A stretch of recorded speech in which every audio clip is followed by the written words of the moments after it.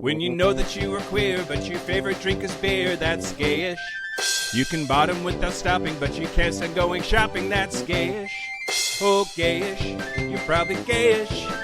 Well, life's just too short for narrow stereotypes, so it's gayish. We're also gayish. It's Gayish with Mike and Kyle. Hello, everyone in the podcast universe. This is Gayish, the podcast that puts the P in Homo sapien. Put that P in. Oh, I was thinking more a water sports itch, but I like yours better. Oh, I'm Mike Johnson. I'm Kyle Getz. We're here to bridge the gap between sexuality and actuality. We're back in the studio. Today, yeah, Kyle. Mike. I don't know how to be excited about this because there's like, it's just you and me and like a couple of houseflies in this room. Like no one's cheering for us. Yeah, it's very different energy. Yeah, it is. Thank you for Mike for planning our live show, all our tours and stops. Thanks for anyone who showed up and supported us. Thanks for the folks that couldn't go but said, come to this city and but felt bad about it. Thank you for all the guilt you feel. I can feel that I can feel that guilty energy and it fuels me. Yeah. No, it was really great. It was nerve-wracking, anxiety-inducing, but awesome. And we got to meet people and we got to do our show in front of people. People showed up. That was fun. So yeah. How'd you feel about it? You did all the work for it. It was good. It was a roller coaster. Yeah. I'm gonna buy a new laptop. That's for goddamn sure. Like, thanks, Patreon. Yeah, thanks, Patreon. Yeah, no, it was great. It's always it's fun to be in front of people. Like that's part of my like constitution anyway, is like music and drama and shit like that. So it's very, very interesting. I know you share this observation, to see when we're doing our show live, we hear people laugh and we know what they laugh at. Yeah, and perhaps more importantly, we know what they don't laugh at. Oh yeah.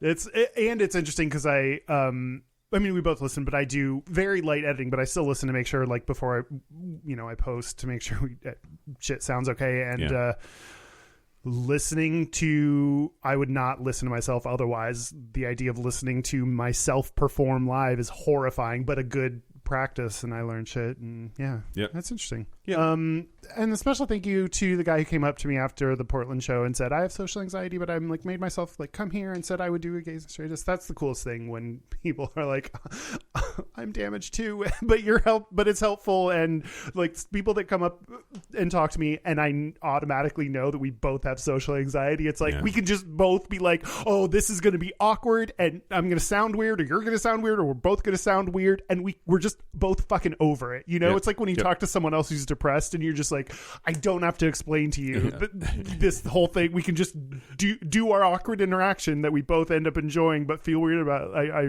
That was a highlight for me. Good. Yep. Absolutely.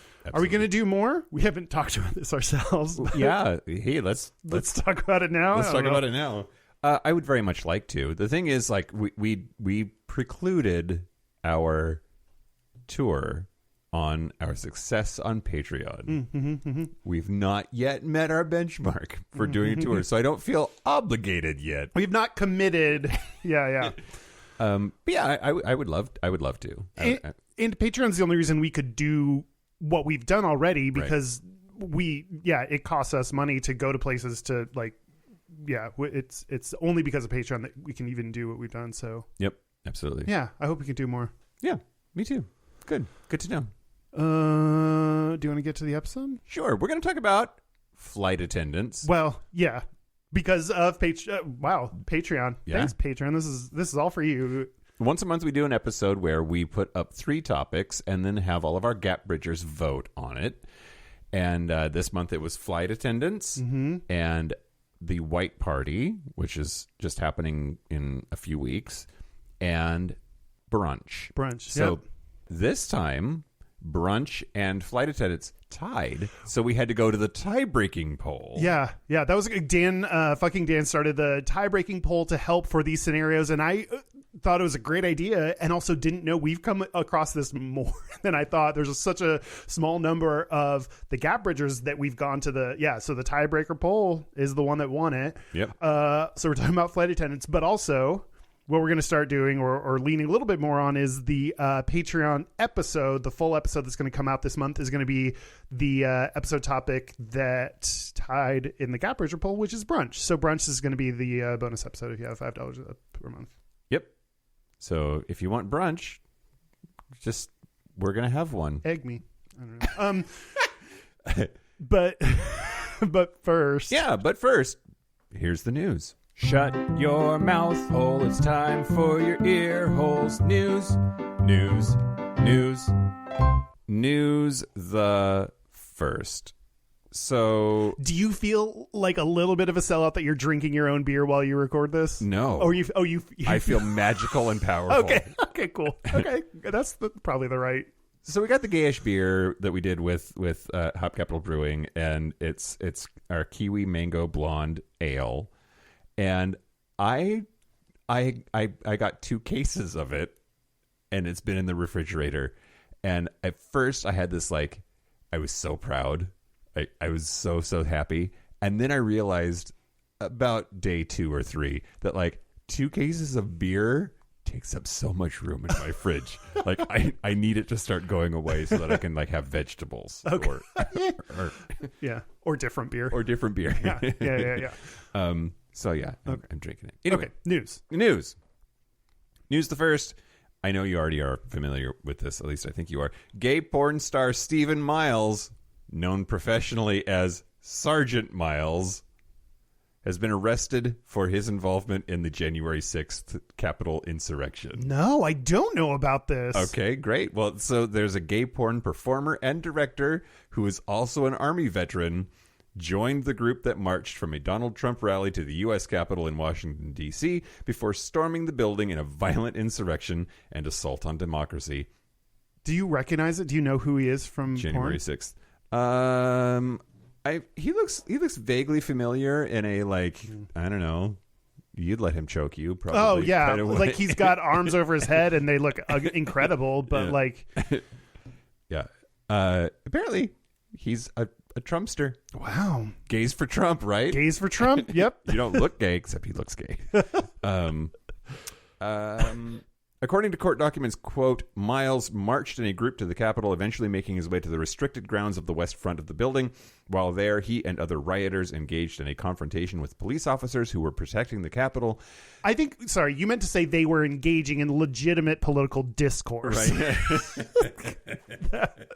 Yeah, Right. Violently attacking our nation's capital is just discourse. Yeah.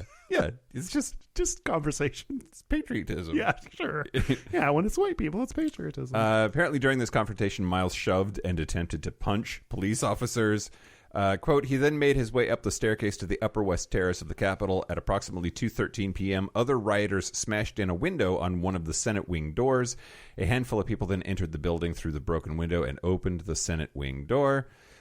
Meanwhile, other rioters, including Miles, continued to smash the window on the other side of the Senate wing door.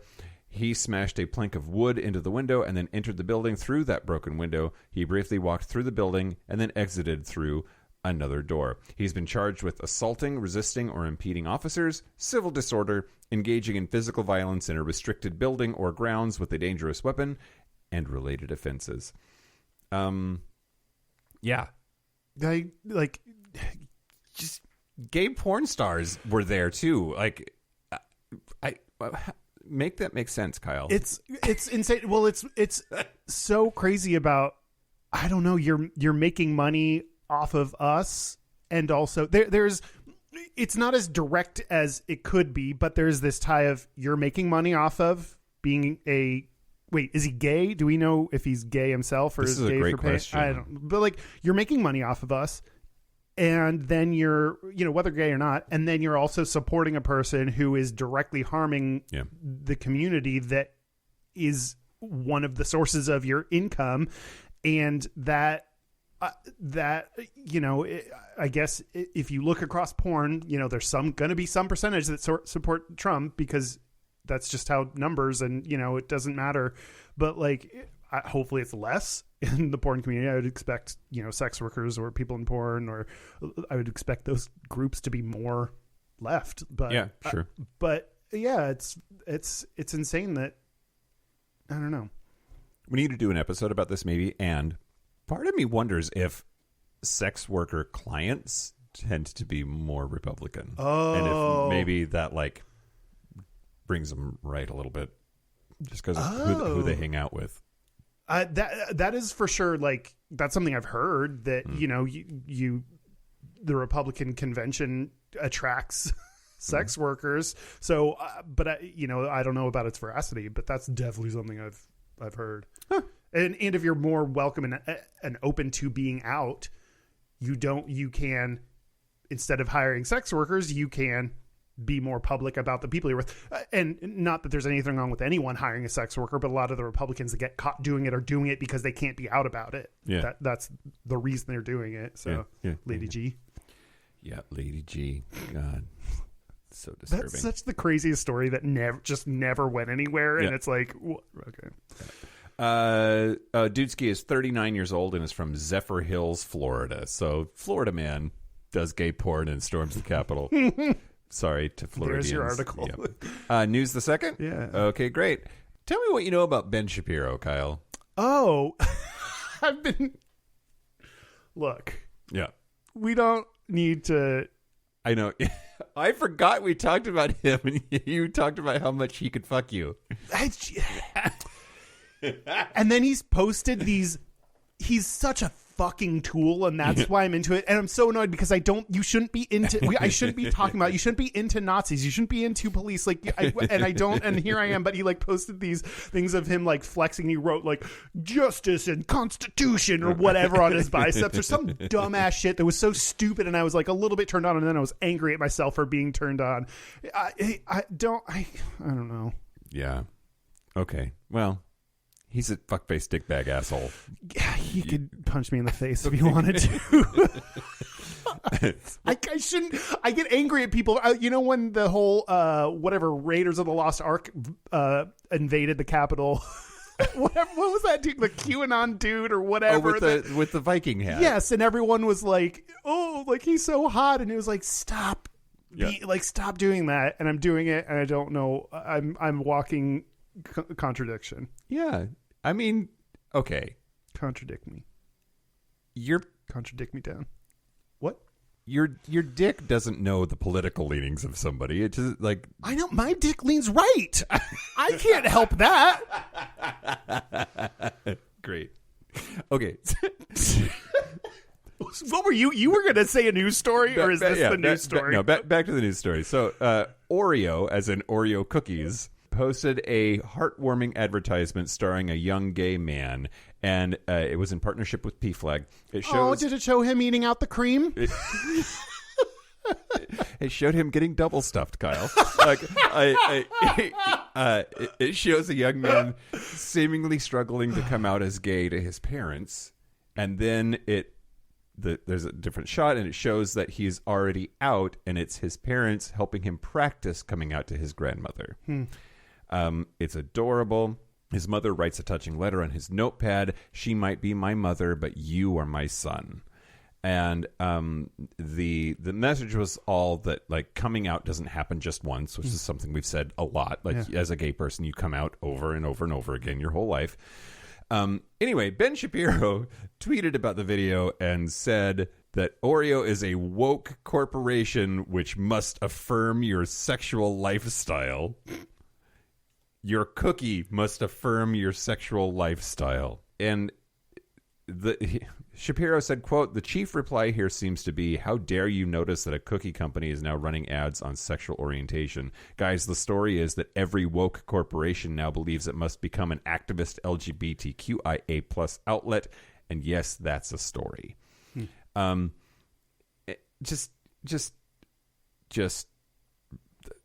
The director of the advertisement, Alice Wu, who's famous for queer movies The Half of It and Saving Face, said she was, quote, delighted that he hated it.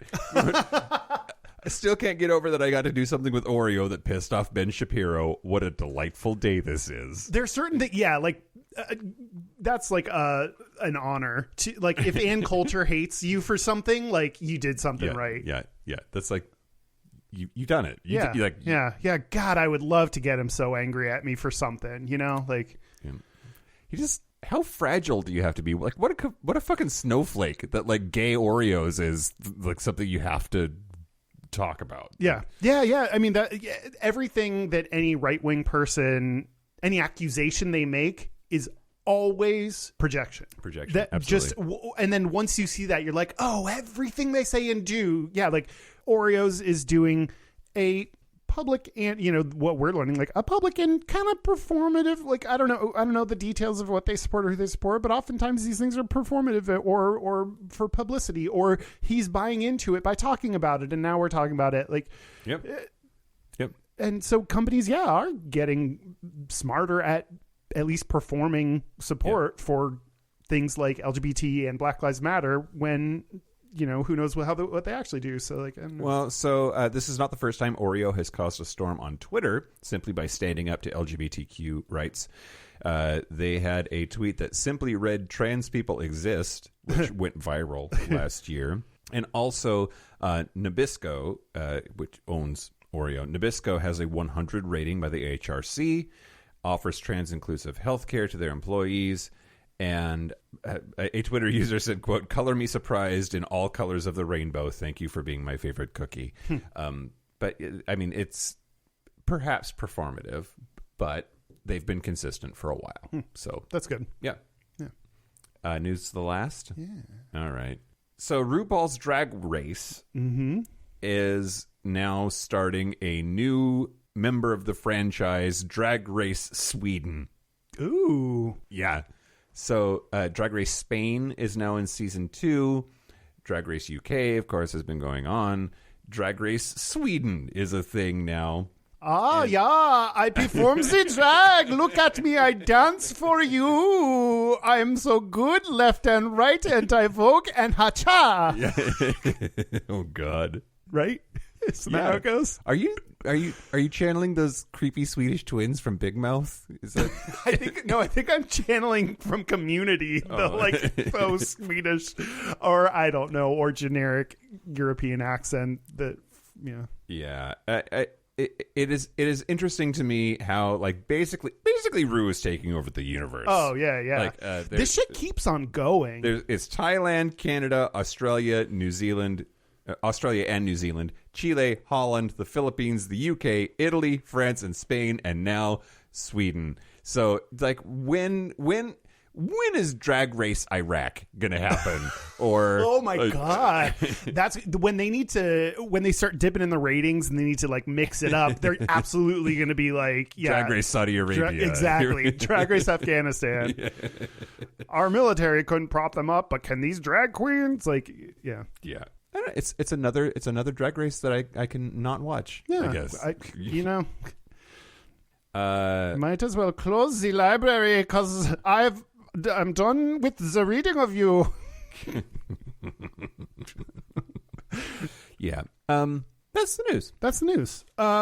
Speaking of people that would make good drag queens, I don't know. People who may or may not be Swedish? Sure. I guess anyone may or may not be Swedish if you think about it. If you're from Switzerland, sorry. Sweden? Fuck. God. Sorry, everybody. Thank you to following Patreon members. They've been hanging out, chilling. Oh, yeah, we take a break. We take a break from this because live shows. We've had some live shows, so first batch of folks that I have owed their name to them. Thank you to Ryan Oliver, Rin Manzano,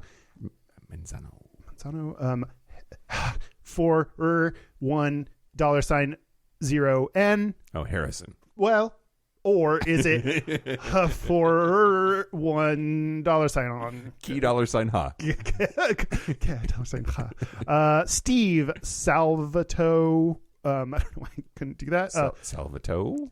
Because I was thinking that. Never mind. Salvatore? Yeah. Chris Salvatore? Yep. That boy hot. I know. This is not him. Sit on my face, Chris Salvatore. These are distinct people, presumably. Hunter Ponder. That's cute. And Jit Ying Chung, all caps. So Wait, what's the all caps part included? Oh, no. It was in all caps. They didn't write the words all caps. Okay. I don't know if any of these people sent a message to say how they wanted their name to be said. This is just how their names are said. Thank you so much for supporting us. And remember that our new kind of 5-minute or whatever quick episodes about momsplaining are coming up. So we need questions. Please send us preferably a voicemail with your questions, and or if you want to message them to us on Patreon or what have you. We're going to start having every month quick momsplaining, so send those in, please. Look for momsplaining in May. Okay, you want to talk about flight attendants? Yes, flight attendants. Wait, what? How do you feel about flight attendants? I feel pretty good. Yeah, I don't know. That's like defo get big gay vibes from any male flight attendants. Oftentimes I think I'm right. They got uniforms, which is hot. They like kind of vaguely touch you when they like lean over and do stuff. So that's fun. Yeah. There's the fact they're going to different places. There's the potential for like fucking all over the world, which I'm sure we'll talk about more, but no, I feel good about flight attendants. Okay. And like, God, this would be one of those professions. Like, I'd love to date a flight attendant because, I mean, uniform, all these things, and also flight benefits. God, like, what do they bring? What's my partner bringing to the table for me? Yeah, and flight benefits is that'd be a good one. Yeah, absolutely. How do you feel about flight attendants? Okay, so we will talk about this more. Airports make me horny. You've said that before, and I just don't. I mean, you're not alone because the foot tapping in the bathroom. There's a whole thing about it, so you're not the only one. And I don't get it. Yeah, I don't necessarily get it either. I think that there's a presumption of anonymity first. Like, I don't know where you're from or where you're going, or like two dicks passing in the night. Yeah, and so flight attendants are like the personification of that whole thing. And they're also, I think, typically pretty attractive. Yeah. Some of them are fucking hot. Mm-hmm. And they got to be social because they got to deal with people and shit all the time. And they have to serve me. Wow. Didn't expect that right turn at the end. Yeah, great. Just like people say about my dick. Yeah. That's not true. I don't know why. I don't know if that matters. I don't often talk to them. You have a segment. But yes, Great. well, I was going to mention for our tiebreaker vote, flight attendants got 53% of the vote. Brunch got 34% of the vote. So, boy, people fucking hated White Party. But yeah. But our listeners know what they want to eat. Flight attendants instead of brunch. The butts of flight. Also, we're going to do a new thing where whoever wins. So you picked flight attendants. I did. So whoever loses, I lost. So now I have to put up 2 topics, and you put up 1 for next month. God. And then that way I'm in the majority. Like now I have a better chance of winning. And so the thing should switch back and forth pretty regularly. It should flip flop like a good flight attendant. I don't know. Okay. Gayta. I'm going to start with Gayta. I mentioned this. I've talked about this on another episode that I don't remember which one, but I'll just recap. There was a time when you not remembering which one was like problematic because there was like 8 episodes. Like, how do you not remember? Yeah. We've had 275 episodes. That's a lot. It's okay to not remember some shit. But I thought I did, and I went back to. I actually plugged in my fucking external hard drive to find my notes that I took about this episode to try to find. I had the wrong one. I thought I talked about it in a different one. But anyway, this is about the gayest professions, basically. Sure. And they talk about like this research study, which is Concealable Stigma and Occupational Segregation Toward a Theory of Gay and Lesbian Occupations in 2015 by Michael Anteby and Carly R. Knight in Administrative Science Quarterly. Okay. ASQ. For your administrative needs. Sure. Quarterly. It looked at, what gay men and lesbians are more like, which professions they're most likely to be in. Hairstylist, ice dancer, nurse. Is that one profession? I am the hairstylist. I snitch nurse. I dance to your hair and fix it when it's causing disease and issue. They say that occupational segregation, which that phrase, like that's, I mean, in the title, so like I didn't think about kind of that idea of occupational segregation, but that's, you know, what we are talking about, of people flocking to certain groups of people flocking to certain professions. Sure. Matters because it can lead to inequality between workers and limit the talent pool for employers trying to fill a position. Sure. So that's why it's important. That's why they're studying it. They just overall, not getting into like the you know, ice dancer nurse, just overall highest with, if you add up all the gays and lesbians, top, I have the top 15, but what are the top occupations, would you say, Mike? For gays? Both gay men, gay and women, gays and women. No, gays and lesbians. Well, okay, flight attendant. Nope, not in the top 15. Fuck my ass. Okay, is that in the top 15? Ass fucker. A massage therapist. Oh, that's number 6. Okay, yeah, great. Could, I mean, depending on where you go. Okay, let's see. Gays and lesbians. Mm-hmm. That's I would expect those to be different things. Like mechanic, that's a lesbian thing, but like not the gays. So, I can just tell you, this isn't sure. fun. Accountant, secretary, No. police officer, No. firefighter. No. Okay. Top one is psychologist. Oh, okay. Next one is training and development specialists and managers. That's what I do. That is what you do. Oh, no. That's correct. Okay, great. Got one thing right this episode. Social and community service managers. Okay. All right. Yeah. Technical writers. Okay. Occupational therapists. I don't actually know what those people do. Technical writers or occupational therapists. Oh, I was a technical writer, so that okay. We're like checking boxes. Okay. But, wow. Occupational therapists, they help give people therapy on occupationals. Great. I don't know. Okay. Okay, but yes, when you start to break them out, like male-dominated industries, female-dominated industries, and gays and lesbians, they have like a little foursquare that I should post. But highest proportion of gay men working in female majority occupation, flight attendant, numero uno, number one. Okay. Next is hairdresser, then nurse, then transportation attendants. And travel agents. So it's travel. I mean, nurse practitioner can be a traveling job, depending on, but like hair, nurse, things in travel.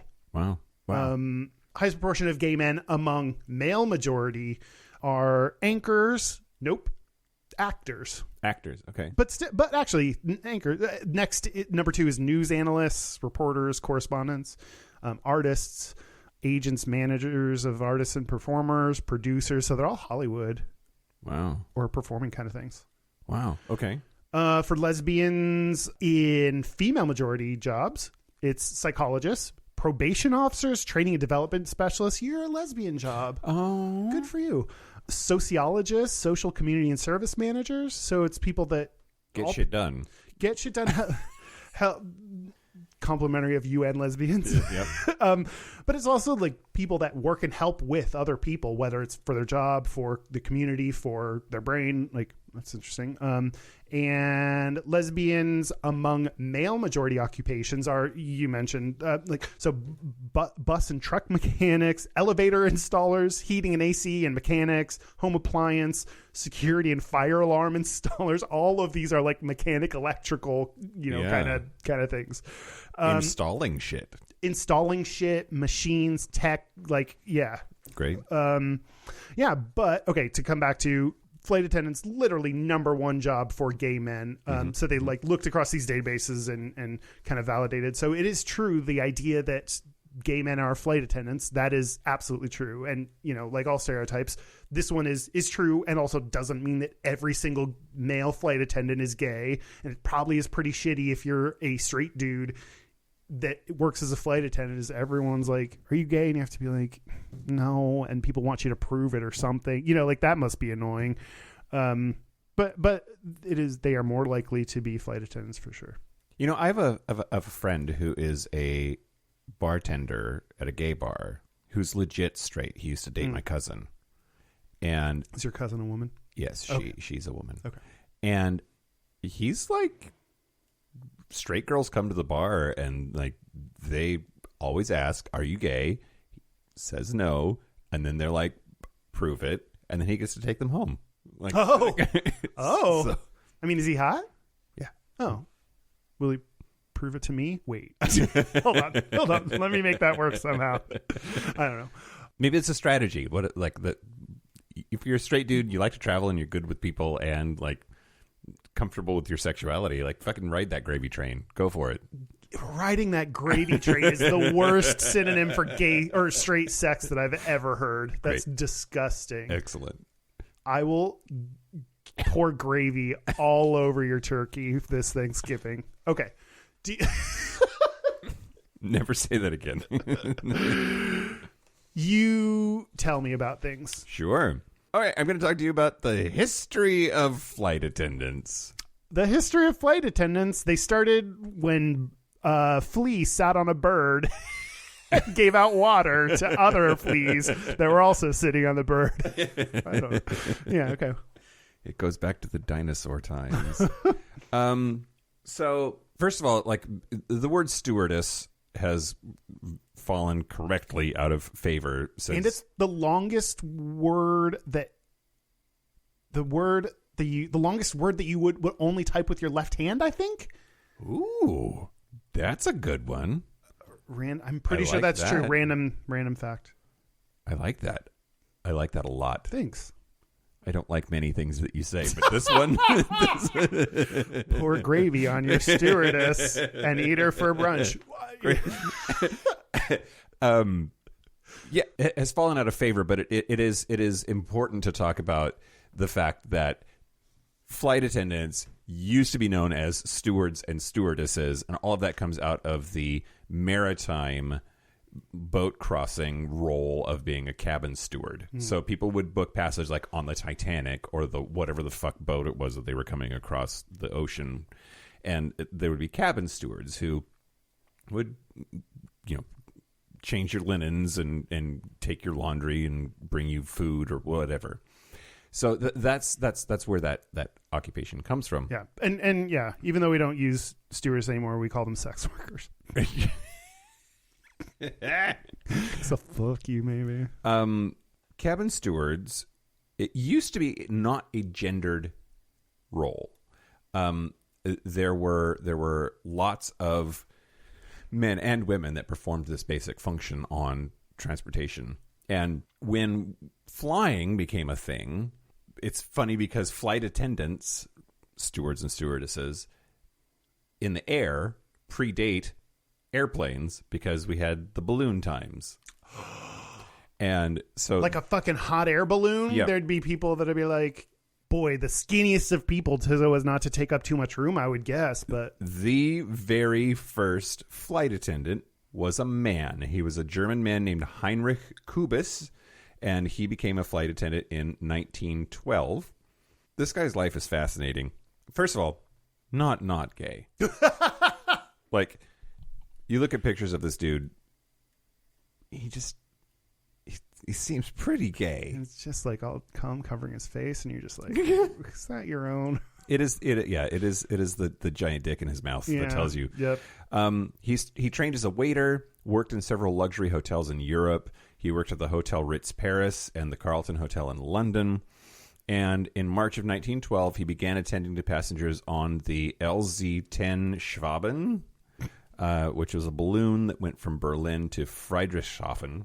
It really was a hot air balloon? Yep. Shut the fuck up. I was joking about that. Yeah. Wow. Yeah. So the Schwaben was destroyed in Dusseldorf on June 28th of 1912. He survived that crash. What happened? It crashed? Was it a crash? I might be getting this confused. It was destroyed and he survived it. So, like, I don't know exactly what happened. But this is more important. Well, it could have been a destroyed. Like, did they like hold a ritual burning of it after it landed, and he survived because he was just standing off to the side watching? Like, lots. I don't know. It's a great question. That doesn't matter. But more than 20 years later, 25 years later, he was managing the wait staff, overseeing 15 cooks and waiters on the Hindenburg when it exploded and crashed to the ground in 1937. Did he survive? He survived. Are you serious? Yes. Oh my God. He had almost missed that voyage due to illness. He recovered in time to make the flight on the 3rd of May. He was in the dining room at the moment of the explosion, helped passengers to jump to safety, and he also jumped out of a window while the Hindenburg was falling to the ground and managed to survive. Not just survive, he didn't even require hospitalization or treatment. He escaped without injury. My God. He died in 1979. Just regularly or from another crash? Right, like he took a whole bunch of balloons from the grocery store, tied them around his waist, jumped off the 3rd floor of the Ritz-Carlton, and anyway. So he's not like a violinist that has to go down with the Hindenburg. He was like, I want to live. I'm going to go ahead and jump out later. Yep. Wow. Yep. So he survived 2 balloon crashes, but he is the first. He's credited as the very first flight attendant. And did he jump out of the Hindenburg onto a dick, or do we actually know his confirmed orientation? Or his orientation has never been confirmed. However, he is in that crew of people that never married and was in like a service role in the travel industry, which, like you just said in the Gayta portion, my magic 8-ball says yes. Anyway, interesting dude, super interesting dude. The first female flight attendant was not until 1930. She was a registered nurse named Ellen Church. She was 25 years old at the time. She was hired by United Airlines in 1930. A nurse seems like a smart person to get up in the air, especially if you don't know what the fuck's going on with flight, to be like, just in case. It's exactly right. So, oh my God, I'm guessing this story's so fucking good. Yeah. Let me just tell it to you, tell you the rest of it. She was a trained nurse and pilot, and she wanted to pilot commercial aircraft. She asked United Airlines, hey, could I fly one of your planes? And they said no, because you have a vagina. Yeah. Did she forget she was a woman for a second? What's wrong with her? But she was still so into airplanes and wanted to fly that she convinced Boeing Air Transport that using nurses as flight stewardesses would increase safety and help convince passengers that flying was safe. So they hired her. What a smart, like, that's such a smart, like, she just gave them a marketing campaign on a silver platter. What a smart bitch. Yeah. She basically invented stewardessing by saying, include me, it's going to do wonders for your image. Yeah. And anyway, so she was the first female flight attendant, and that whole concept was so successful. By 1936, over half of flight attendants in the industry were female instead of male. They'd been exclusively male before her, and but also you see in as early as the 30s the focus on physical characteristics, that they were being hired mostly for the way that they looked, and that was something that got worse over time. In 1936, or better, depending on who you are. High fives, dudes. Well done. I don't know. Well, and that whole thing was carefully calculated because businessmen who were predominantly white and straight and had money were the ones that were flying most often and most loyally, and they were trying to get them to stay with their airline by making the flight attendants hot. I didn't know how similar their business model was to Hooters. Right. Like, that's not... For sure. For sure. A 1936 New York Times article described the requirements to be a flight attendant. The girls, quote, the girls who qualify for hostesses must be petite, weigh 100 to 118 pounds. Jesus. Height 5 feet to 5'4", age 20 to 26, and the rigid physical examination must be undertaken 4 times every year. Physical examination? Mm-hmm. Quarterly? Quarterly. Mm-hmm. Yep. Right around the time that the what was my thing? Right around the time that the Administrative Science Quarterly came out, they took the measurements. Yeah. By 1966, it had not changed much. There was a classified ad for Eastern Airlines that said that they had to be, quote, a high school graduate, single. What? Yeah. Widows and divorcees with no children may apply. Kill your husband and kids if you really want to get up there, ladies. 20 years of age, girls 19 and a half may apply for future consideration. 5'2", but no more than 5'9", weigh 105 to 135 pounds in proportion to height, and have at least 20/40 vision without glasses. They were not allowed to wear glasses, and contact lenses weren't really a thing. Wow. God, that's such a specific, narrow... Wow. Yeah. So, okay. What happens historically with flight attendants is very similar to what we've seen on the show in other contexts, where once something becomes feminine, the gays follow. Mm-hmm. And it's so interesting to me that by the time the 60s rolled around, it was a solidly female job, and the men that were involved were automatically presumed to be feminine and gay. Gay is what that ended up also meaning. So they had to be petite men, 19 and a half. So, well, okay. So men actually had to sue to be allowed. Whoa, wow. To exist. So by the time the mid-50s rolled around, most airlines were not hiring men as flight attendants whatsoever. And in fact, the number of men that were flight attendants shrank to just 3 to 5% by the 1960s. And Eastern Airlines and Pan Am Airlines were sort of the last ones to hire male flight attendants, and they stopped. So they eventually got sued. There was a Supreme Court case, Celio Diaz Jr. versus Pan American Airways in the 1970s. He was a Miami resident who really wanted to work as a flight attendant, but a Pan Am employee in the hiring office refused to let him apply, claimed the position was for women only. It was 1967. And he sued under the 1964 Civil Rights Act and said that it was discrimination based on race and gender. So it took about 4 years for the case to be decided, went all the way up to the Supreme Court, and they found in his favor. And the Supreme Court mandated that all airlines in the U.S. were forced to hire men on an equal basis with women. And the floodgates of faggotry opened for the airline industry as a result of that. That's my favorite porn, the floodgates of faggotry. Yeah, was that... That's nasty. Fraternity X, check it out. Talk about gravy.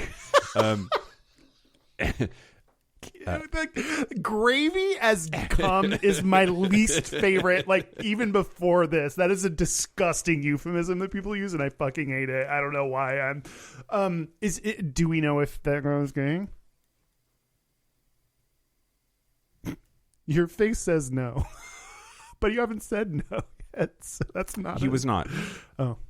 So this the author of this article in hushkit.net said, quote, "I think of Diaz versus Pan Am as a sort of stealth victory for genderqueer people in America. It meant that men who aspired to jobs that were notionally women's work would be protected, and so would the far more numerous women desiring to do men's work. Of course, though, you didn't have to be too queer, and certainly not gay, just as Diaz himself was not, to want to do such work. It was really America's overly rigid sex norms that needed correcting, and Diaz was the right kind of plaintiff to start to make this happen." I wonder how different that is than male-dominated jobs where women are trying to get in. I just wonder, my assumption would be that it moved quicker when a man tries to say it's sexist against me versus if women were trying to say it's sexist against me. Yeah, I mean, apply today's sensibilities to it. The whole, like, discriminating against men is the real problem. Yeah, right? yeah. It's reverse racism to say that my baby's racist or whatever the fuck white assholes are saying on the right these days, right? Yeah. Yeah. So by the time the 1980s roll around, we're starting to get rid of the word stewardess and prefer flight attendant instead as the name. Which, is there anybody that still says stewardess? No, what's the I can't even think of the other word that people would use. No, that one's super old and Gonski's. There's another word that's not call girl. I don't know what. No, I don't know. So I think the natural question for us is why do so many gay guys work as flight attendants, or why is that such a part of it? And so, some things are like what we've already talked about, that once you feminize something, then like gay men end up being sort of relegated to do that kind of work. We see that in lots of different sectors, but also in-flight careers are not family friendly. It is very, very difficult to hold down that kind of a job where you are traveling all over hell and staying in random ass hotels and random places, and have also an anchored caretaking role in a child's life in a domestic way somewhere. Yeah. So that automatically shifts just the eligibility pool of who can do this kind of job. Yeah. We see a similar effect in corporate America where high travel jobs, especially things like sales, end up being overpopulated by gay men because we tend to be single and free and unattached and can just like travel the world doing whatever this job is. And it's interesting. I like wonder how some of these things we're seeing change. Like even over the course of us doing this podcast, that has changed the idea of families. And gays having families and the gays that have families. I feel like it's becoming even so much more prominent that I just wonder how long it takes for those things to solidify and then that not to be a selling point. Like that's a selling point for some gay men as well as other people that also don't want to have families or don't currently have families or what have you. But you're absolutely right that we're far less likely to have families. Yep. Well, this was especially true in the 50s, 60s, and 70s. Airlines like Pan Am required their crews to serve on weeks-long routes. So my aunt's a flight attendant for Alaska Airlines, and she would go on trips that last like a few days at most, and then comes back home. And but Pan Am back in the day, you would be gone from your primary residence for 2 or 3 weeks at a time as a matter of course. And single women could handle these norms, but so could gay men. And it's also interesting that airports make me horny, Kyle. And I'm not the only one. So apparently there's something, well, quote, I think we sexualize flight attendants because we sexualize flying. This is the same article that I was talking about that's in Hush Kit. Plenty of Freudian psychologists have for decades explained that most aviation fanatics are attracted to the adrenaline rush of high-speed travel and the penetration or conquering of the sky. And these sorts of sensations aren't too far off from how sexual pleasure is experienced by some here on the ground. In the 1930s, Hollywood was turning this erotic attraction to flight in the direction of stewardesses, with the first movies in which a stewardess served as the romantic lead coming out in that decade. And once the U.S.'s censorship of pornography was liberalized by the late 60s, the first X-rated stewardess movie was made called The Stewardesses. Ooh. Yeah. And The Naughty Stewardess. The Naughty Stewardesses. Cockpit. I don't know. Cockpit.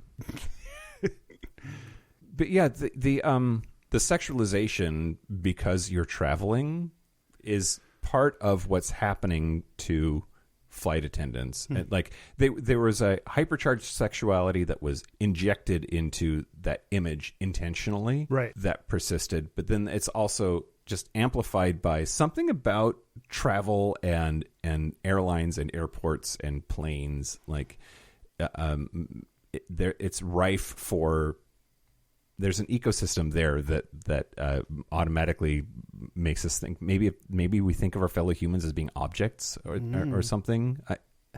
Anyway. Yeah, well, it's interesting, like the idea of vacation or endorphins or the thrill of flying, equating to the thrill of sex, or I go back and forth between like either that's a reach or that's genius. I'm not sure which one, but I mean, you go whenever you go to, I'm calling you out specifically because there's like whenever you go to a new place, you like get on, what the apps or whatever, and right away you're fresh meat, you're the new person, and it is like I get on the apps and I see the same people that like, oh, this hot guy will never reply to me, so I don't need to worry about him. Like this year, you're in a new place, and flight attendants are like human grinders. Yep. So Yep. Interesting. Are you ready for me to tell you about the perhaps most famous gay flight attendant that there is? Gaytan Dugas. How confident are you in that pronunciation? I listened to it many times, and then whenever I like go to say any, this is probably more so at live shows, but just anytime I'd like sit down, then I get anxiety and then fuck it up anyway. Sure. I'm pretty sure Gaytan Dugas. I'm pretty confident in that. Okay. Yeah. As confident as I'll ever be, which is like right around like 64%. So great. That's my max in confidence. Putting the Gayitan in Gaytan Dugas. Here we go. You could have said gay.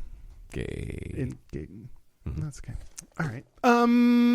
He is, you have told me about him. You told me something about him, and hopefully I'm going to elaborate and add more info and things that I found were interesting. But he is what people originally thought as Patient Zero, the person that got mistaken for the person that caused the spread of AIDS in the United States. Sure. Yeah.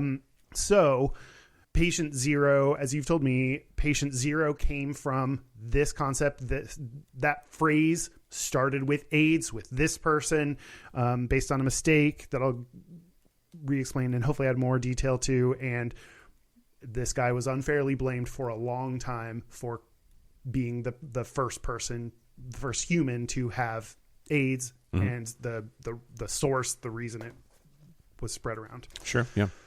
All the things I read tell things out of order, like here's what we thought happened, but then we went back and so I'm going to tell you the actual order based on the most scientific evidence that we know, what the actual order of how things happened. Okay.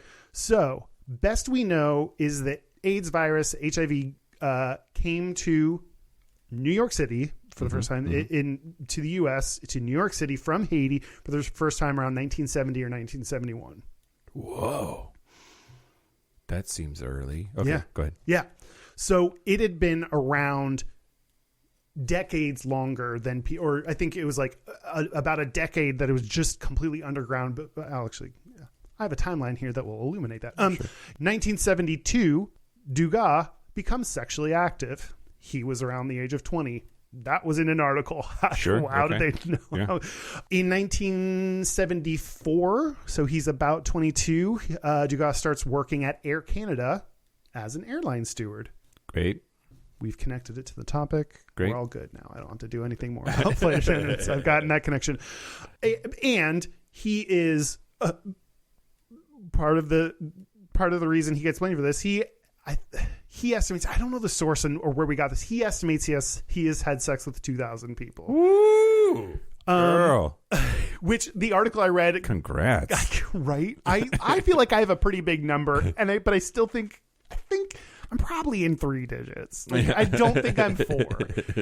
And the article that I was reading was very much trying to explain why it wasn't his fault and trying to, correctly shed light on. And it said, which is about usual for someone of his age. And it's like, really? Is that normal? Is that everyone just has sex with? I don't know. Wasn't there that study that was like straight dudes? It's like 8. Yes, there was. Yes. I don't know. In 1976, one person brought the virus from New York to San Francisco. Okay. And we talk about it going to San Francisco because the first CDC study was in the early 80s when they started studying why gay men in LA were dying. Sure. So it was in New York. It went to San Francisco. It started spreading around California, but they started the CDC, a scientist named William Darrow, which they described as a young scientist at the CDC, was charged with figuring out why these gay men in LA were dying. In 81, he got a break. He heard that people that had the gay men that had gotten these early cases were lovers. They kept using, I fucking hate the word lover as this, like, they fucked. I don't know. It's like people trying to pretty up the fact that like these dudes fucked, and maybe they weren't lovers. Maybe they just fucked one night. You know, sure. They don't have to have been lovers. They were lovers. So he started interviewing. That was a huge break in this case in understanding AIDS. So after that, he started interviewing gay men about their sex lives. On one day, 3 men, none of whom knew each other, all named the same guy, and that was Gaétan Dugas. So Dugas actually, so here again, like this is the truth or the best we know. Dugas was, in spite of being blamed for being patient zero, he was actually critical to figuring out what AIDS was and what caused it. He flew to the CDC in Atlanta to donate blood samples. He gave the CDC a big list of names so that they could help track down cases. Later, he knew their names. Okay. Knowing their names, one of the University of Arizona's Michael Warraby, who was a evolutionary biologist who helped sequence some of the original samples. Like once we kind of knew it was bullshit, he was not the first person. He went back and tried to sequence samples to understand how it actually got to the U.S. He said, sorry, different thing. I was about to connect to your thing. Not yet. But this dude said, quote, "I think it is crucial. In a way, it's not that surprising that you could place Dugas at the center of a cluster because I'm quite certain he shared more names of people than any other person in that study." So there's a kind of ascertainment bias in that original CDC. If someone is most helpful, providing a lot of names, they're all going to connect back to him. So the fact that he did that, the fact that he was helpful is contributed to why he got blamed, which fucking sucks. Yeah. Don't help anyone ever. It only hurts.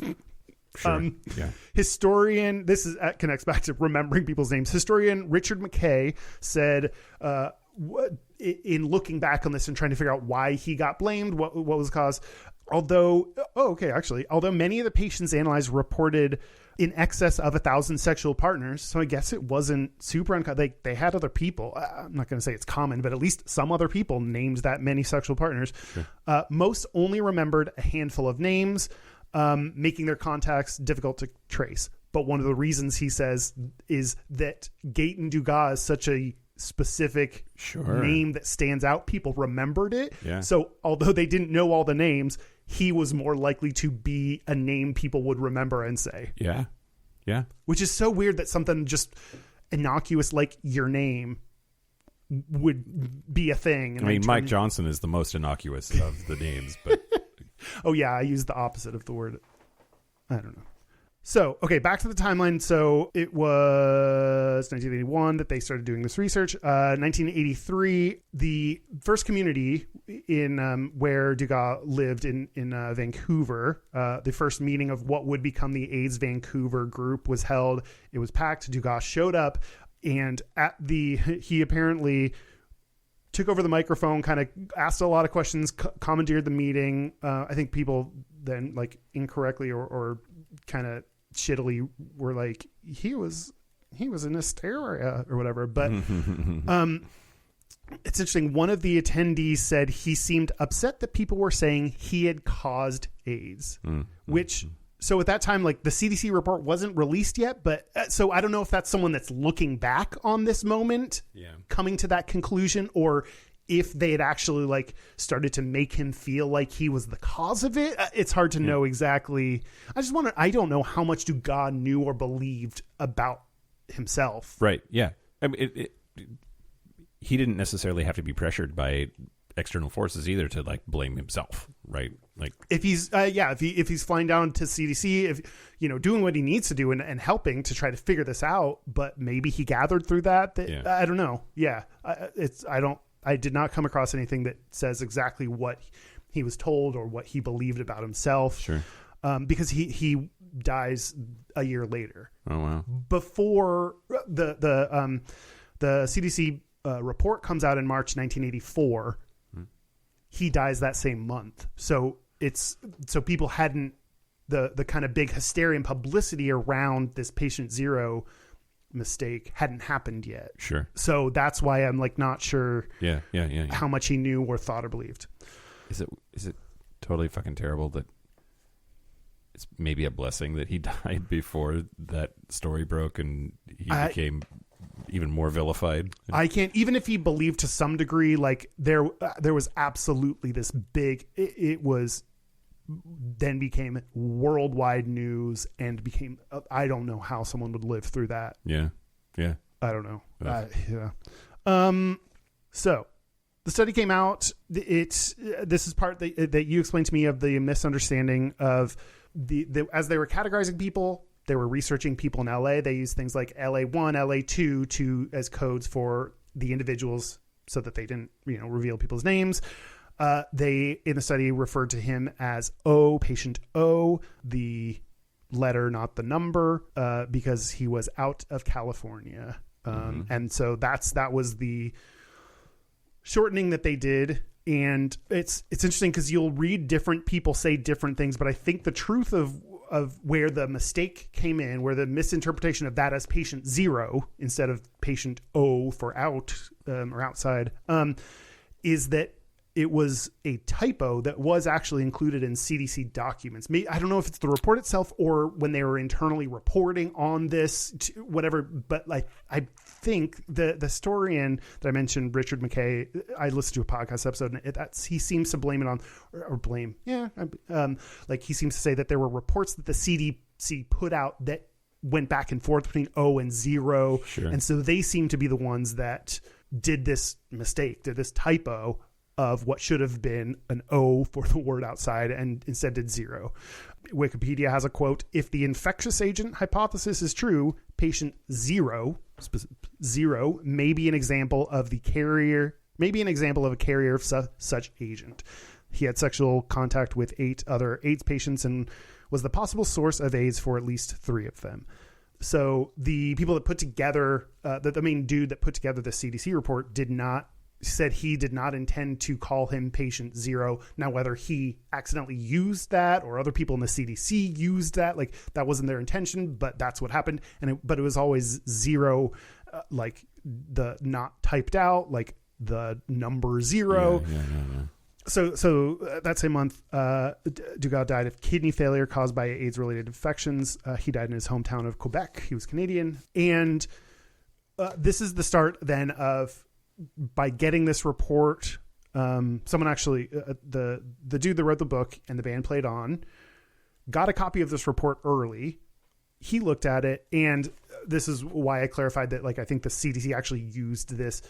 If he looked at that, some people say that he misinterpreted the O as a zero, and it seems like he actually did hear people at the CDC say patient zero. Sure. So he even, where did I write that? He even commented wow, it was really interesting. People at the CDC started saying patient zero, and that, was catchy and It is catchy. Yeah.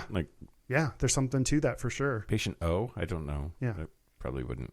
And what the reason that caught on and became an even bigger thing, and this is something that I should tell you what podcast that is that Robert McKay, the historian on this, did, because it's really good.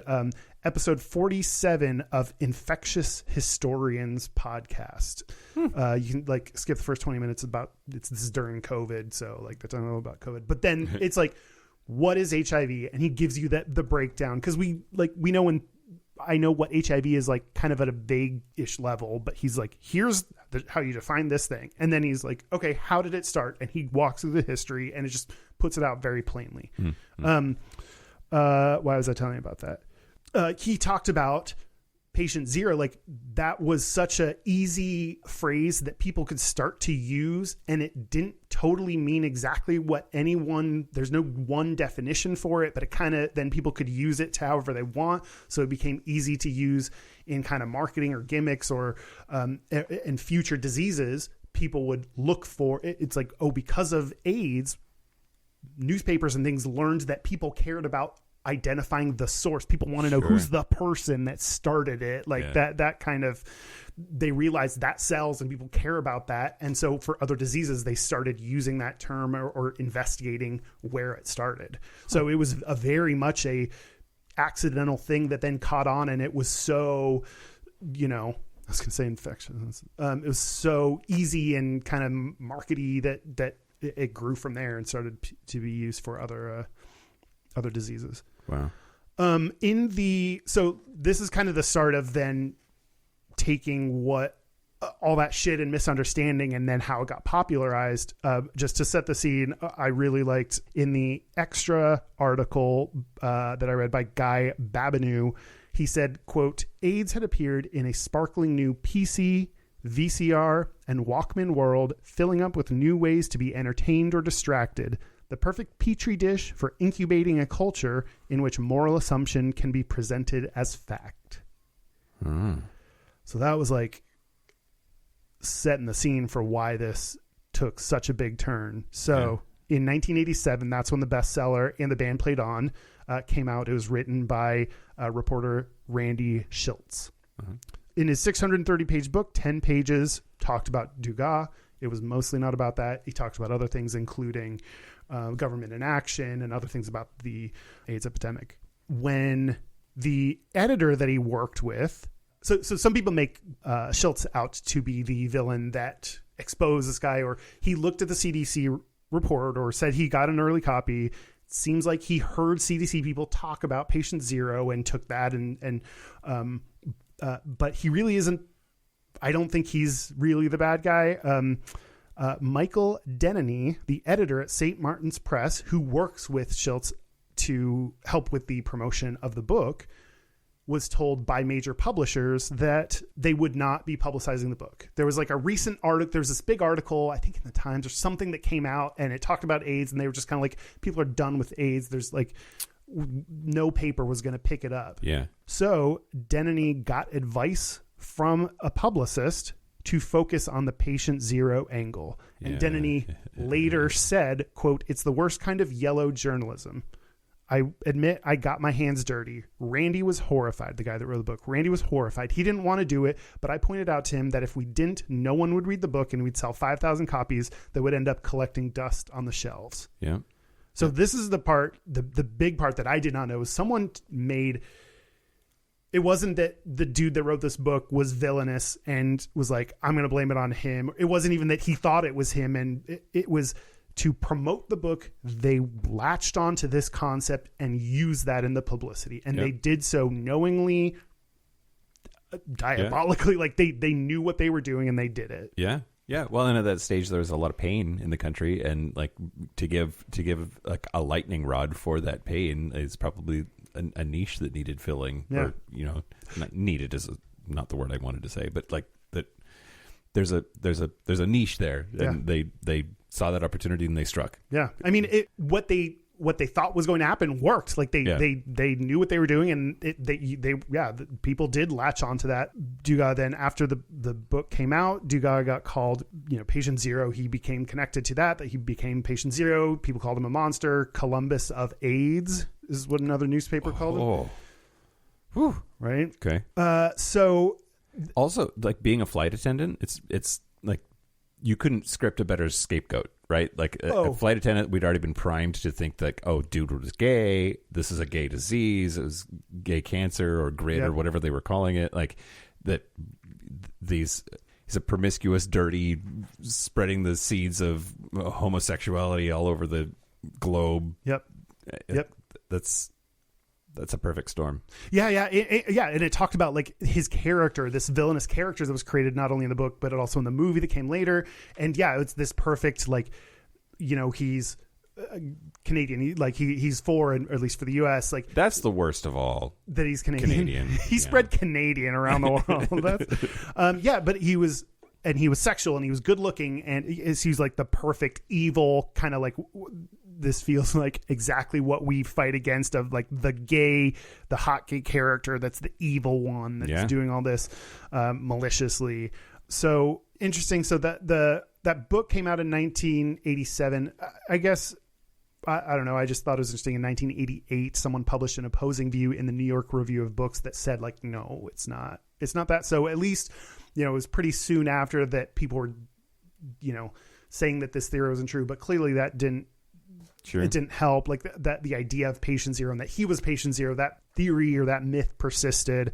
And I think it was, 2010s, that decade but we like the NPR story that I read, like kind of said, nope, we figured it out. Definitely not him, can confirm. So when the internet was powerful and facts still mattered, like that's the sweet spot for, yep.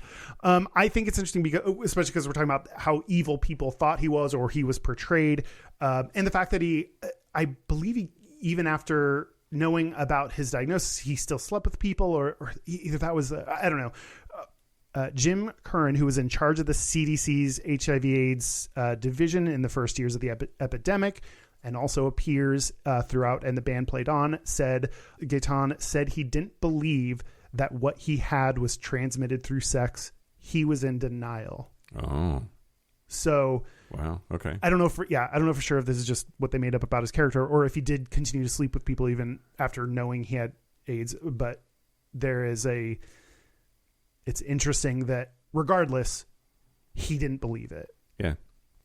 And I can't imagine going through AIDS, having it, what your brain would do to understand it. Yeah.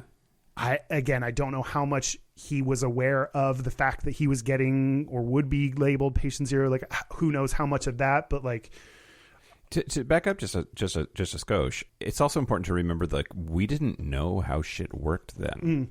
Like the idea that it requires bodily fluid transfer, a certain amount of bodily fluid transfer, and like we did not know that. Like I remember, I think I've told the story before. My cousin, my great uncle Tommy, had AIDS and died of AIDS related complications.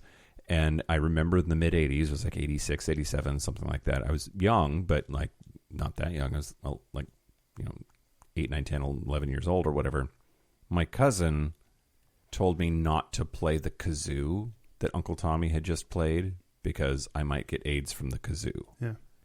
Like, we were ignorant about how this shit actually works and what's actually risky. And I suppose that could turn into an overabundance of caution, like don't play that kazoo, but it could also play into an underabundance of caution of like, I don't know. Yeah. I don't know what caused it. So like, why change what I'm doing? Yeah. Absolutely. They were like, I think, I forget the other theories they had, but one of the theories was that it was being caused by poppers. Yeah. Like, yep. They know. Yeah. So I don't know where in the process that they started figuring out or kind of where he was. I really wish I knew more about his personal mental state, what he knew, when he knew it. And I sound like someone trying to blame the president for something. What did you know? And when did you know it? And what his mindset was, because there was an article that I was either intentionally misleading or I misinterpreted. It was like he died thinking he caused it or something. But I don't know that that's totally true. Like, but maybe it is. Like, and that was like, that would be heartbreaking if you died thinking that you were the cause of this. And when in reality, he did everything he could to help. He was volunteering for people with HIV/AIDS near the end of his life, in addition to what I mentioned about doing the CDC. And I thought it was interesting that it wasn't even, people want to blame Schultz for the book that he wrote. And that wasn't even, he did kind of go along with it. So he is he's part of I didn't even mention Schultz, while he was writing the book, told his doctor, like, he got a test for it and told his doctor not to give him the results until he finished the book. Oh, wow. Then he finished the book and then found out he was positive. Wow. And didn't reveal that during, not that he owed anyone, but he didn't reveal that during the publicity campaign. But it's someone who had AIDS that was, so.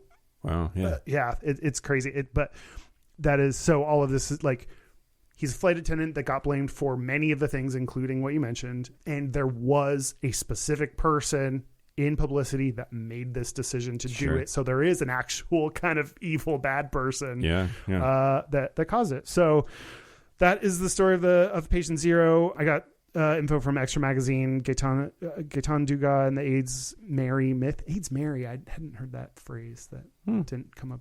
Have you heard AIDS Mary as the nickname? That's a play on Typhoid Mary. Oh, yeah, that makes sense. By Guy Babanon, 2007, and an NPR Researchers Clear Patient Zero from AIDS Origin Story by Michaeline Duclef in 2016. So, Do we do it? I don't know. What else? Have you fucked a flight attendant? Not that I know of. Oh. I do flirt with them a lot. Like, airports make me horny, so I'll hop on the apps while I'm in the terminal, and there's always like skeezy, 75 feet away dude that like you do not want to talk to. You can like see the gonorrhea through the screen. Yes. But then there are a lot of cute guys at the airport on Grindr and Scruff, and like most of them are flight attendants, and that part's fun. Have you ever done anything about it though?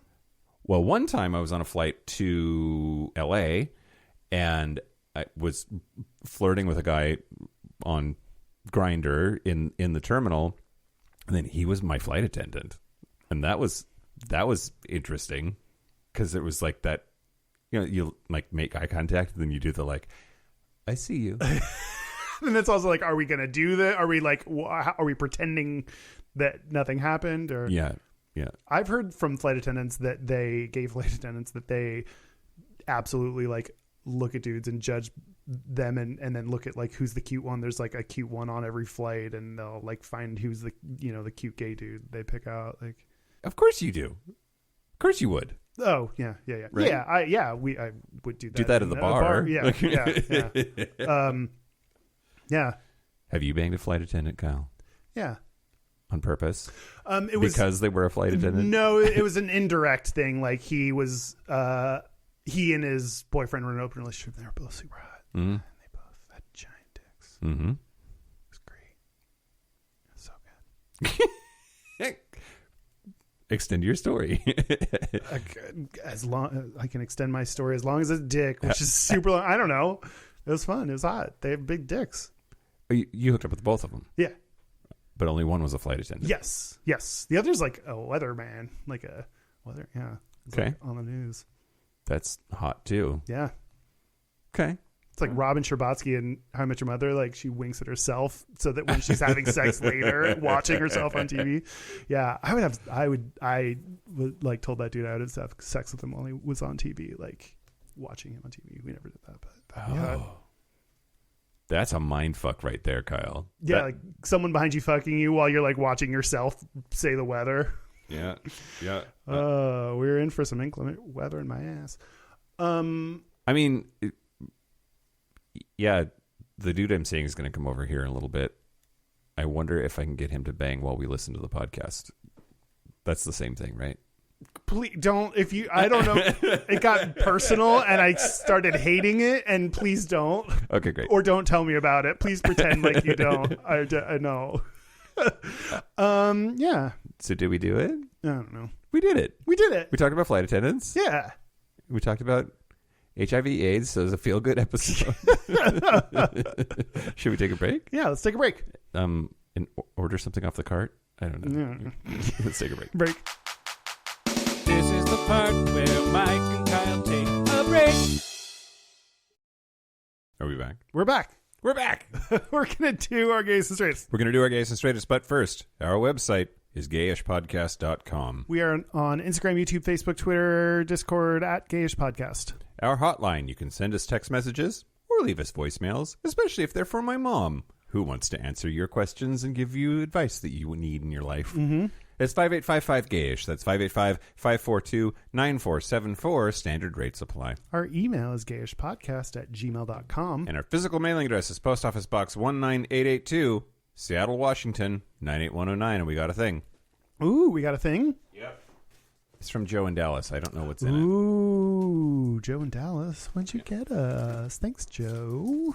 Hi, Mike and Kyle. Hope this little bit of happy finds you all doing well. This is a product of being overworked over the holiday season, and I apologize for these not getting to you sooner. I tried to label what I could, and what didn't get a label, well, you can figure it out. Smiley face. Happy 2022. I hope this year is a little bit better than the last and brings you even more success and happiness. Heart, Joe in Dallas. That's who does handwriting? Oh, nice handwriting too. I had no idea. This is a jock strap.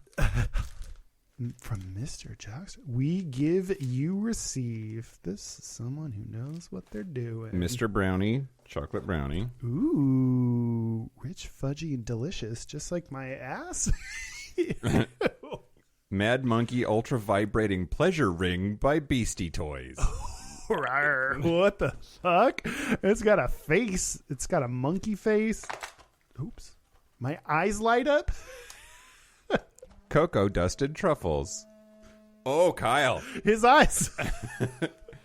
Oh, no. But you put your dick in there? Through the hole. But I guess the monkey's looking at you the whole time. Like, okay. Wow. Thank you, Joe. Thank you, Joe. So much things. So much things to eat. Meaning the jockstrap that highlights my ass. I'm not doing keto right this second, so I'm going to eat this truffle. Oh, yeah. Do that on the podcast. That's fun. It's real good. And now talk. It's real good. Oh, we're hiring. We're hiring. We have a job description at gayishpodcast.com/jobs. But we are accepting applications for our new production assistant through May the 15th. So if you're thinking about it, that's how long you have to impress us. Yeah. Gayest and Straightest? Let's do our Gayest and Straightest. Gayest and Straightest is sponsored by Spaces. Oh, yeah. Spaces. It's a space. Sport says. It's a space for niche queer communities. You can download it on the App Store. By Hornet. Okay, the straightest thing about me this week was last night at Easter Saturday. My family celebrates Easter Saturday, and it's a big old drunken affair, and it's very large. You've been. Like, it's like 60 people. It's like a massive just horde of people I'm related to, probably. Yeah. It's weird.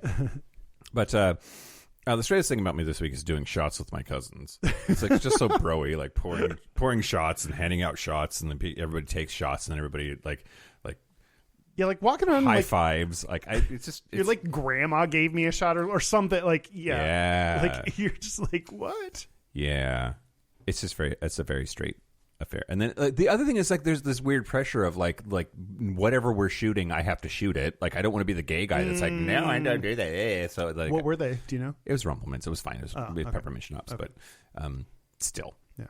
Then the gayest thing about me this week was drinking gayish beer at my family reunion. You did? Yeah.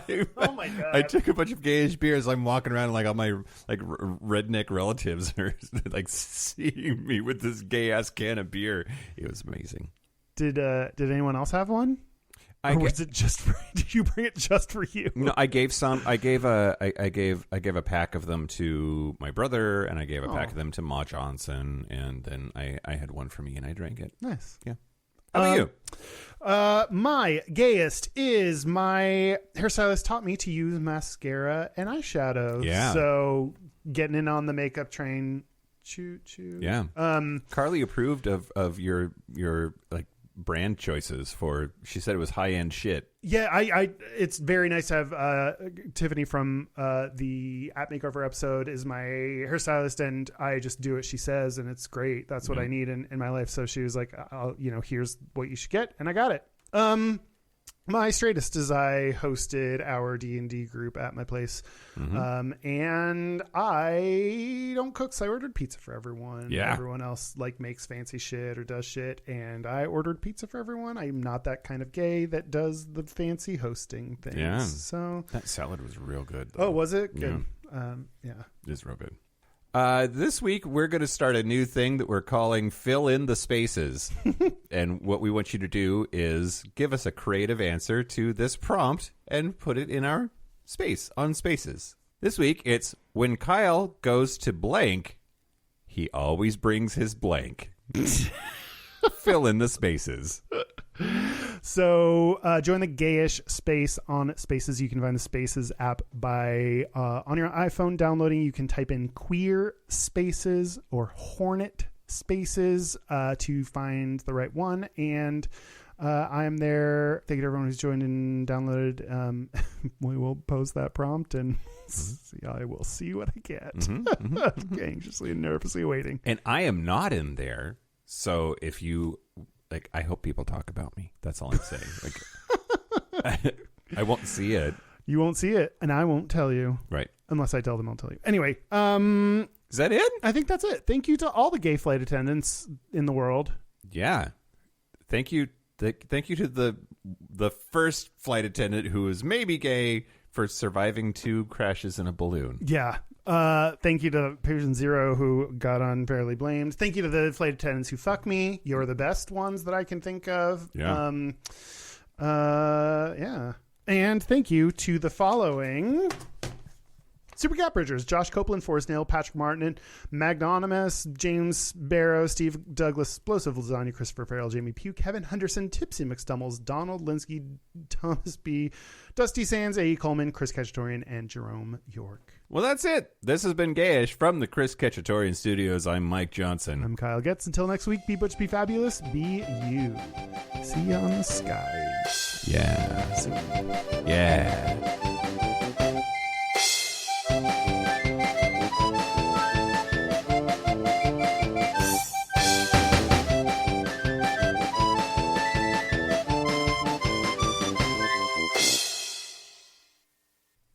I need to blow my nose. Do it. Is that code for anything? Nose blast yourself?